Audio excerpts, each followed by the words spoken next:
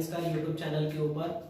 और अभी हम आगे की बातें जैसे बढ़ाने वाले हैं, जैसे करंट इलेक्ट्रिसिटी पर हमने लास्ट वीडियो बनाया था और उसमें मैंने आपको करंट के बारे में इंट्रोडक्शन दिया था। और उसके बाद में अभी जो हम लोग आगे करने वाले हैं वो करंट के आगे की टॉपिक्स पर बात होगी। लेकिन उससे पहले मैं आपको एक छोटी कहानी से इस वीडियो लेक्चर की शुरुआत कर रहा हूँ। और मैं अभी जो कहानी बता रहा हूँ एक ऐसे जज्बे की है, एक ऐसे व्यक्ति की है जिसने जीवन में हार मानना कभी नहीं माना, मतलब सीखा ही नहीं उसने हार कभी। उसके डिक्शनरी में इम्पॉसिबल जैसे शब्द तो कभी थे ही नहीं। ऐसे व्यक्ति की कहानी है। और ये कहानी है हंगरी, एक कंट्री आपको पता होगा, हंगरी कंट्री के एक व्यक्ति की जिनका नाम है कैरोली टेकास। जो कैरोली टेकास थे ये वहाँ के हंगेरियन जो आर्मी पर्सनल थे। तो एक्चुअली क्या हुआ, वो आर्मी पर्सनल होने के साथ साथ वो एक शूटर थे, मतलब पिस्टल शूटर जो होते हैं ना, मतलब ओलंपिक्स में या एथलीट्स में जो शूटिंग करते हैं वो पिस्टल शूटर हुआ करते थे। तो वो जो थे वो बड़े जिद्दी थे अपने काम को लेकर, और उनका हमेशा से सपना था कि वो अपने हैंड को दुनिया का बेस्ट शूटिंग हैंड बनाना चाहते थे। वो राइट हैंड से शूटिंग करते थे और उनका बिल्कुल सपना था कि इस दुनिया में मैं इतने अच्छी शूटिंग करूं कि मैं इस दुनिया का सबसे बेस्ट शूटिंग हैंड प्रोड्यूस कर पाऊं। ऐसा उनका सपना था। और वो उन हंगरी में जितनी भी नेशनल चैंपियनशिप्स होती थी सब में बेहतरीन करते थे। सारी नेशनल चैंपियनशिप्स, हर प्रकार की नेशनल चैंपियनशिप जो हंगरी में हुई थी वो सारी उन्होंने जीती थी। और ये जब उनके जीवन में घटना हुई सन 1938 में। 1938 में क्या हुआ, वो आर्मी में थे। तो आर्मी के अंदर जो एक ऑपरेशन चल रहा था उनका, आर्मी का ऑपरेशन, उसमें क्या हुआ था, एक बार उनके हाथ में राइट हैंड में एक हैंड ग्रेनेड फट गया और उस एक्सीडेंट में उनका हाथ चला गया। और ये जब उनके साथ हुआ तो वो इतने दुखी हुए, इतने आहत हुए इस घटना से, इतनी तकलीफ हुई उनको, वो भगवान को कोसने बैठ गए कि यार ये क्या हुआ मेरे साथ, मैंने ही ऐसा क्या बुरा किया था जो मैं जिसको सपना देख रहा था, बचपन से सपना देख रहा था और मैं उसके बस करीब ही था। क्योंकि 1940 में ओलंपिक होने वाले थे और वो उस ओलंपिक में लगभग वो उस दुनिया का बेस्ट शूटिंग हैंड अपने आप को प्रूव करने ही वाले थे। लेकिन 1938 में ये घटना उनके साथ हुई। 1938 में जब ये घटना उनके साथ में हुई तब उन्होंने, मतलब बहुत तकलीफ हुई, हॉस्पिटलाइज्ड रहे, 1 महीने तक उनका पूरा ऑपरेशन चला जिसमें कि उनका राइट हैंड पूरी तरीके से मतलब काट दिया गया, पूरी तरीके से हैंड उनका मतलब खत्म हो चुका था। अब ऐसी स्थिति में उनके पास या तो 2 रास्ते थे, यहाँ से जिंदगी भर वो हमेशा रोते रहते, अपनी तकलीफें बताते रहते और उनको संभालने के लिए बहुत सारे सहारे मिल जाते थे क्योंकि उनके पास बिल्कुल वजह थी अपनी इस दुख मनाने के लिए। और सही में लोगों की सहानुभूतियां तो उनको मिलती, सिंपैथी मिल जाती, कई कंधे उनको मिल जाते कि हाँ सही तो कह रहे हो, तुम्हारे साथ जो हुआ अच्छा नहीं हुआ। लेकिन उन्होंने उस रास्ते में न जाते हुए उन्होंने दूसरा एक रास्ता चुना। उन्होंने सोचा, डिसाइड किया कि अब मैं उस पर फोकस नहीं करूंगा जो चला गया, मैं उस पर फोकस करूंगा जो मेरे पास है। मतलब उनके पास का लेफ्ट हैंड को उन्होंने, जिससे कभी लिखा तक नहीं था, उन्होंने डिसाइड किया कि अब मैं शूटिंग लेफ्ट हैंड से करूंगा। अब जब उन्होंने ऐसा डिसाइड किया तो उन्होंने ये बात किसी को भी नहीं बताई। क्यों? क्योंकि अगर वो ये बात किसी को बताते तो शायद लोग उनका मजाक उड़ाते और उनका प्रोत्साहन बढ़ाने के बजाय उल्टा उनको डिमोरलाइज कर देते, उनका जो विश्वास था उस पे से कम हो जाता। और इसलिए उन्होंने ये बात किसी को भी नहीं बताई। और वो लगातार, जब वो हॉस्पिटल से डिस्चार्ज हुए तो लगातार अपने लेफ्ट हैंड से बहुत सीक्रेटली प्रैक्टिस करते रहे, लगातार प्रैक्टिस करते रहे। और सन 1939 में यानी 1939 में नेशनल चैंपियनशिप हुई। हंगरी के अंदर जो नेशनल चैंपियनशिप हुई, पूरे हंगरी के जो बेस्ट शूटर्स थे, सारे बेस्ट शूटर्स आए हुए थे और वहां पर पहुंचे कैरोली। जब कैरोली वहां पहुंचे तो सारे बेस्ट शूटर्स जो पहुंचे थे वो देख के बिल्कुल खुश हो गए। उनको लगा कि क्या जज्बा है इस इंसान का कि इस व्यक्ति के साथ इतनी बड़ी घटना हो गई, बावजूद इसके ये आज हमारा हौसला बढ़ाने के लिए आया है। और सब लोग जाकर उसने कैरोली को कांग्रेचुलेट करने लगे कि वाह देखो ये होता है जज्बा, ये होती है स्पोर्ट्समैन स्पिरिट कि इस व्यक्ति के जीवन में इतनी बड़ी घटना हुई, बावजूद इसके ये हमारा हौसला बढ़ाने आया है। और जैसी ये बात कैरोली को पता चली, कैरोली ने उनको कहा कि मैं यहाँ कोई जज्बा वज्बा बढ़ाने नहीं आया हूं, मैं तुम लोगों के साथ कॉम्पीट करने आया हूं। और जब कंपटीशन हुआ तो वो सारे जो शूटर्स थे उस कंपटीशन में, वो सारे शूटर्स शूट कर रहे थे अपने बेस्ट हैंड के साथ, और हमारा कैरोली ये शूट कर रहा था अपने ओनली हैंड के साथ, क्योंकि बेस्ट हैंड तो गया, अब बचा सिर्फ ओनली हैंड। और कौन जीता? कैरोली।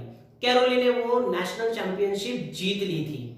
अब उनको पूरा मतलब विश्वास हो चुका था खुद पे कि अब मैं 1940 में होने वाले ओलंपिक जीत लूंगा, बिल्कुल जीत लूंगा, और मैं अपना सपना पूरा कर लूंगा, मैं इस दुनिया का सबसे बेस्ट शूटिंग हैंड बन जाऊंगा।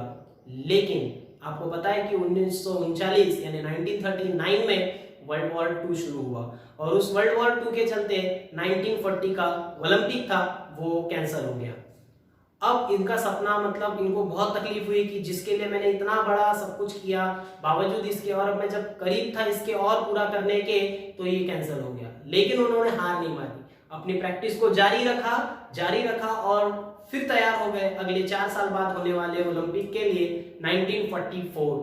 लेकिन वर्ल्ड वॉर तब भी खत्म नहीं हुआ था, और इसीलिए 1944 का भी जो ओलंपिक था वो कैंसिल हो गया। अब उसके बाद वो बहुत टूट गए, बहुत तकलीफ में थे।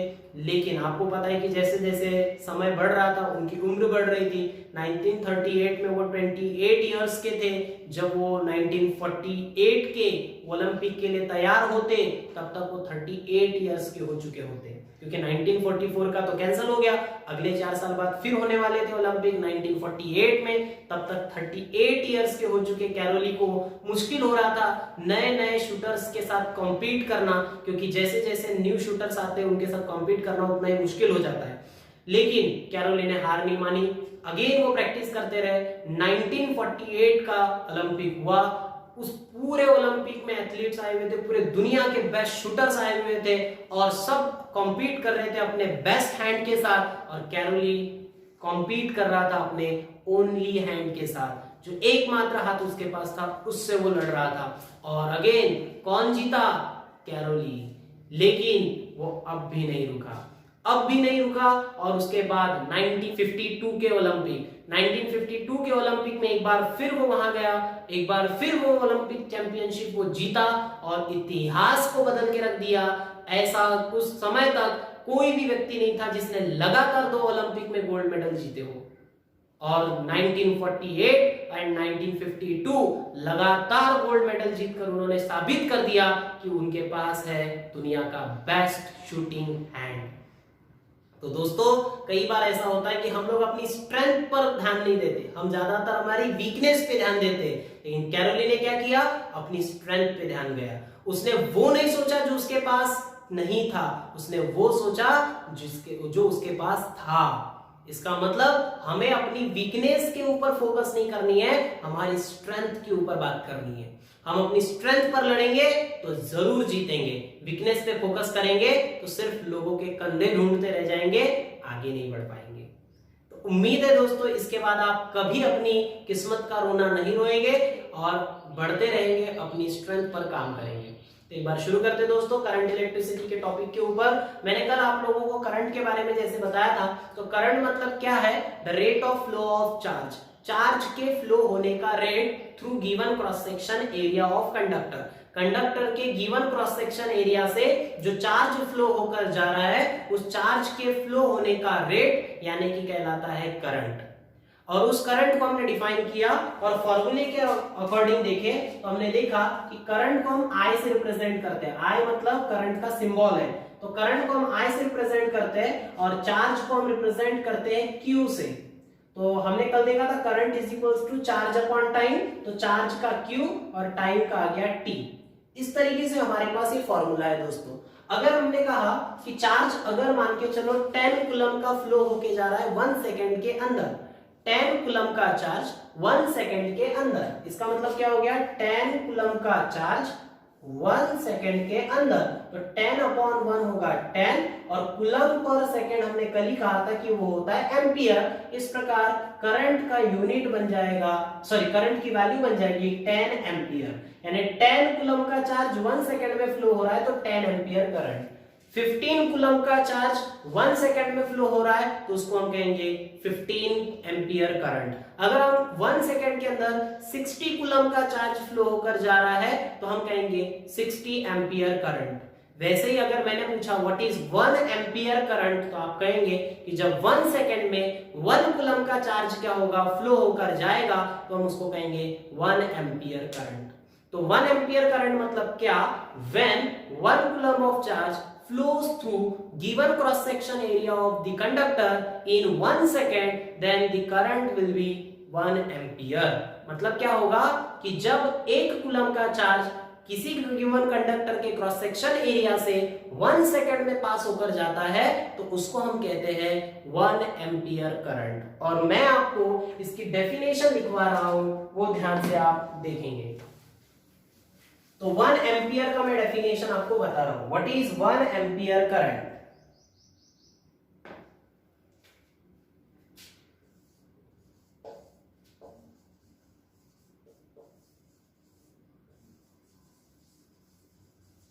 वन एम्पियर करंट तो हम लिखेंगे व्हेन, अगर आप साथ ही में लिख सकते हैं तो लिखते चलिए, when 1 coulomb of charge flows through given cross section area of conductor in 1 second, it constitutes 1 ampere current।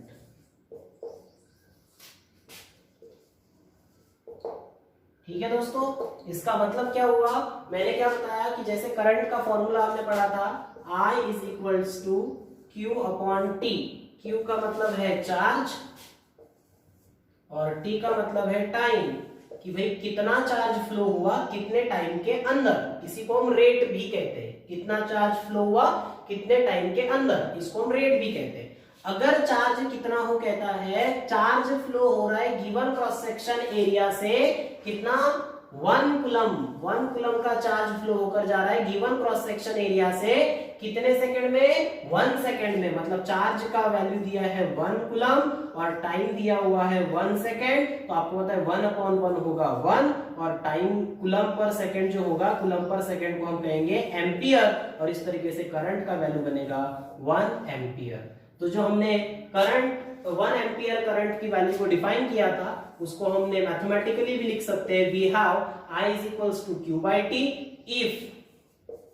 If क्या लिखेंगे, if Q is equal to 1 coulomb and T is equals to 1 second. मतलब ये conductor है और इस conductor के इस area of cross section से दूसरे एरिया ऑफ क्रॉस सेक्शन तक 1 सेकेंड में 1 कूलम का चार्ज क्या होके जा रहा है, फ्लो होके जा रहा है। तो हम कहेंगे कि भाई इससे जो करंट पास होके जा रहा है वो होगा 1 एम्पियर, क्योंकि हम जब इसका रेशियो लेंगे 1 कूलम अपॉन 1 सेकेंड तो 1 बाय 1 1 होगा, कूलम पर सेकेंड बन जाएगा एम्पियर। यानी कि जब किसी कंडक्टर के क्रॉस सेक्शन एरिया से 1 कूलम का चार्ज फ्लो होता है 1 सेकेंड के अंदर, तो हम कहते हैं उसको 1 एम्पियर करंट। मतलब उस कंडक्टर से 1 एम्पियर करंट क्या होके जा रहा है, पास होके जा रहा है।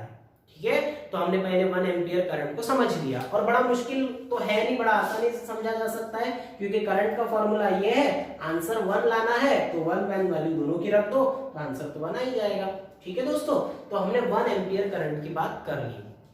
अब इसके आगे अगर हम बात करते हैं कि जैसे 1 इलेक्ट्रॉन, तो आपको पता है कि 1 इलेक्ट्रॉन के ऊपर चार्ज कितना होता है, तो मैं वो बताऊंगा थोड़ा सा। आप पहले इसका एक स्क्रीनशॉट लो, नोट करना, ताकि आप लोगों को बाद में रिवाइज करने में आसानी हो, क्योंकि वीडियोस देखने से आपको उतना बेनिफिट नहीं मिलेगा दोस्तों। आप जब तक इसको खुद से रिवाइज नहीं करेंगे, बुक्स नहीं पढ़ेंगे, तब तक आपको कुछ नहीं मिलने वाला। आप ऐसे एंटरटेनमेंट के जैसे हजारों वीडियो देखते हो लेकिन आपको याद रहती है क्या? नहीं रहती। आप रोज कॉमेडी देखते होंगे, कपिल शर्मा का शो देखते होंगे, लेकिन आपको याद नहीं रहता ना, क्योंकि आप उसका रिवीजन नहीं करते, एक बार देखते हंसते भूल जाते। तो वैसे ही है, ये वीडियोस देखने से आपको सिर्फ एक आइडिया मिल रही है, उसके बाद आपको बुक्स पढ़ना पड़ेगा, इनको रिवाइज करना पड़ेगा, फिर आपको ये आ जाएगा। सिर्फ इंफॉर्मेशन लेने से काम नहीं चलेगा, आपको उस इंफॉर्मेशन को मन में पूरा बिठा लेना पड़ेगा, तब वो आपका नॉलेज बन जाएगा। ठीक है दोस्तों, एक स्क्रीनशॉट ले लो इसका।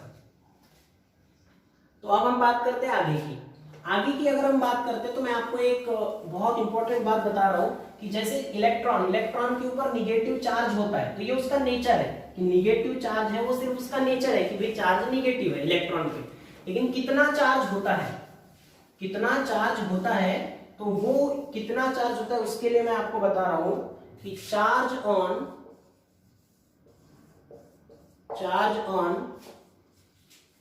1 इलेक्ट्रॉन, एक इलेक्ट्रॉन के ऊपर कितना चार्ज होता है, तो हम लिख सकते हैं charge on 1 electron Q is equals to 1.6 into 10⁻⁻19 coulomb.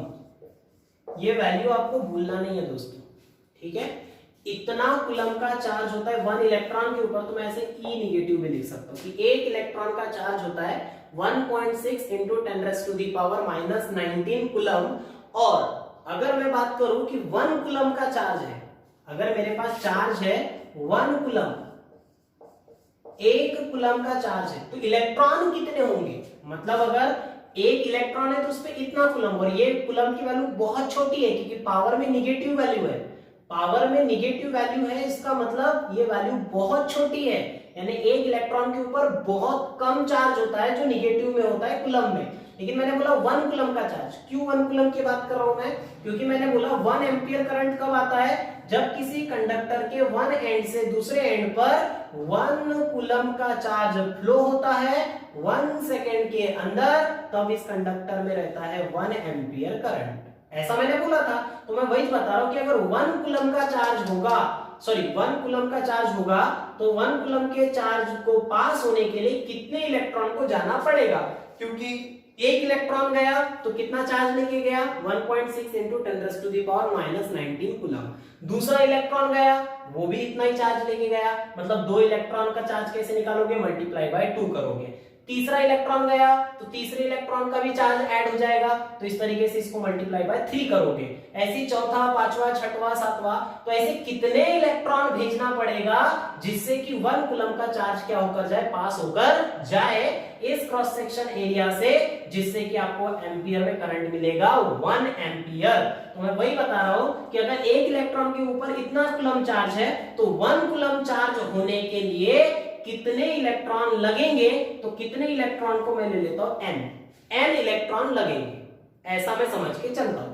कैसे निकालेंगे इस n इलेक्ट्रॉन को, तो हम क्या करेंगे, इस n इलेक्ट्रॉन को निकालने के लिए हम इसको क्रॉस मल्टीप्लाई करेंगे।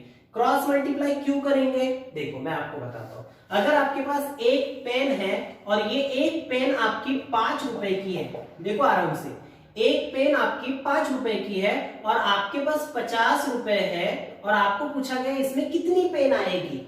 एक पेन 5 रुपए की और आपके पास 50 रुपए थे, तो उस 50 रुपए में कितनी पेन आएगी, मैं उसको लूंगा n।